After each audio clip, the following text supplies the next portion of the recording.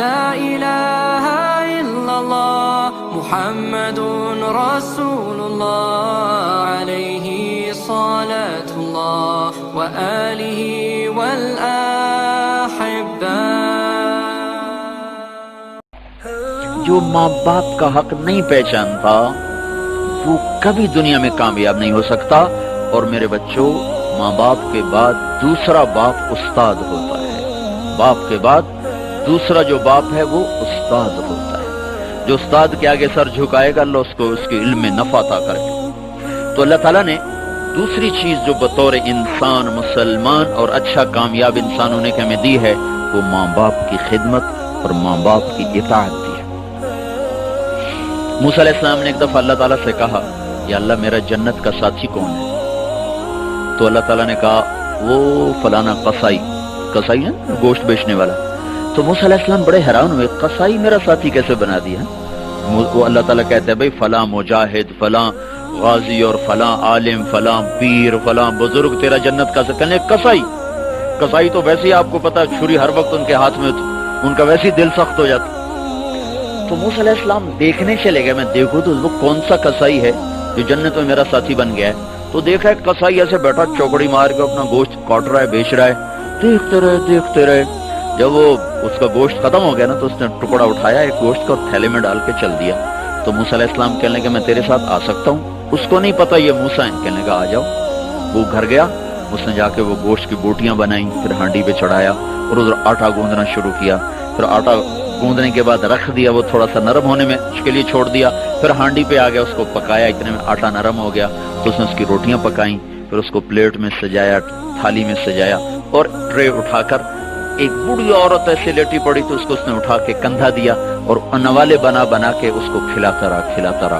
جب اس نے کھا لیا تو اس نے اس کا منہ صاف کیا، تو اس نے کچھ کہا، عورت نے کچھ کہا، اس نے ہٹا دیا۔ موسیٰ علیہ السلام نے کہا یہ کون ہے؟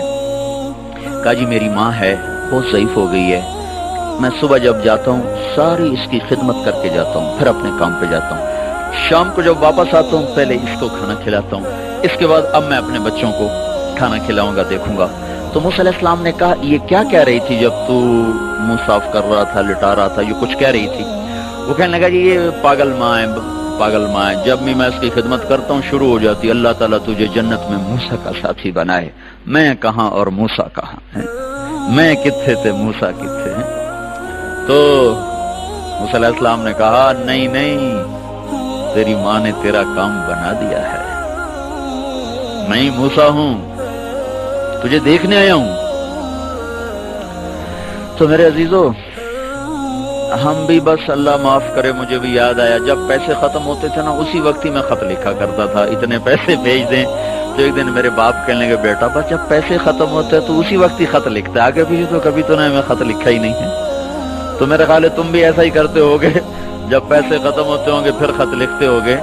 تو اگر تم ان کی خدمت اب تو کرنی، ان کو ہر ہفتے خط لکھو، ہر ہفتے نہیں لکھتے ہو، ہر 2 ہفتے کے بعد خط لکھو، ان کا حال پوچھو، اپنا حال دو، اپنے ماں باپ کے لیے دعا کرو۔ مجھے ایک نوجوان ملا، بڑا زمیندار کا بیٹا، کہنے لگا مولانا میری آج تک کوئی دعا رد نہیں ہوئی، میں جو دعا مانگتا ہوں قبول ہو جاتی۔ میں نے کہا تمہارے پاس کیا نسخہ ہے ہمیں بھی بتا دو۔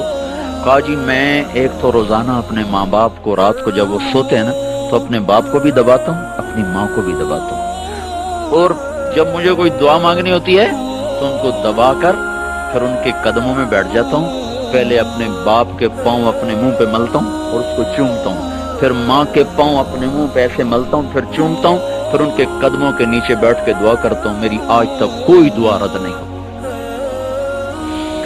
تو میرے عزیزو، ماں باپ کے فرما بردار بننا، ان کو دکھ نہ دینا، ہمیں پتہ نہیں تھا،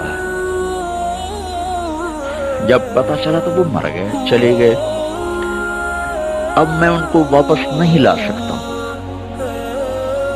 تمہارے اللہ کرے زندہ ہوں، تم ان کی خدمت کر لینا، تمہیں اتنے تمہارے نصیب جاگیں گے کہ یہ ڈگریوں سے کچھ بھی نہیں ملنے کا۔ اگر تم نے ماں باپ کی دعا لے لی تو اس پر جو ملنے والا ہے وہ تمہاری اگلی نسلیں بھی اس سے فائدہ اٹھائیں۔ کبھی بد دعا نہ لینا، کبھی ان کی ہائے نہ لینا، ایسی کسی استاد کی بد دعا نہ لینا، کسی استاد کا دل نہ دکھانا، ورنہ تم جو پڑھ رہے ہو نا سارا بے برکت ہو جائے گا۔